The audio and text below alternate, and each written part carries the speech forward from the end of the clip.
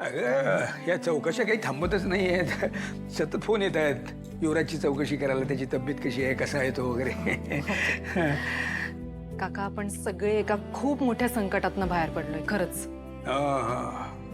मला वाटतं आजच्या न्यूज टेलिकास्टमुळे खूप फरक पडलेला दिसतोय. त्या एमिनेंट बद्दल सुद्धा काय काय बोलत होते अगं लोक. ऍक्च्युली केदारच्या बातमीमुळे फरक पडलाय.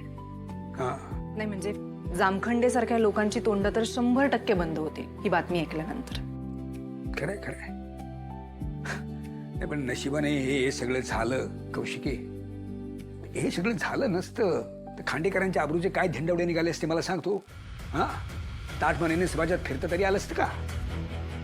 नाही तू काही म्हण पण ना या युवराजवरती आता लक्ष ठेवायला हवंय आपल्याला.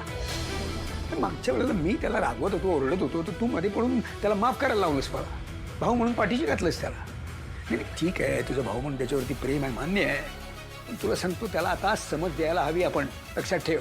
तुम्ही म्हणताय ते अगदी करेक्ट आहे पण त्याला सतत बोलणं मला योग्य वाटत नाहीये काका.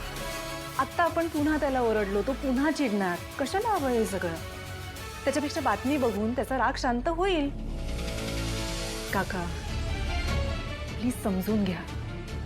त्याच्या कलाने घेणं आत्ता गरजेचं आहे. गेल्या काही दिवसात तो किती त्रासातनं गेला हे आपण सगळ्यांनी बघितलंय ना.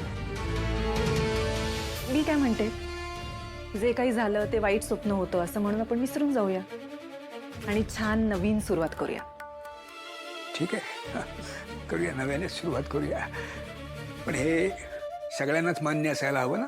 सगळ्यांना समजायला हवं. दरवेळी या सगळ्याचा राग ना तारिणी आणि केदारवरतीच काढतात घरातले. तर त्यांची सुद्धा काळजी वाटते अगं. आधीच पद्मिनी, युवराज आणि ती निशी त्यांच्या विरोधात आहेतच. तर आता आणखी त्या निशीच्या आईची सुद्धा भर पडली. काय करायचं त्या पोरांनी कळत नाही मला.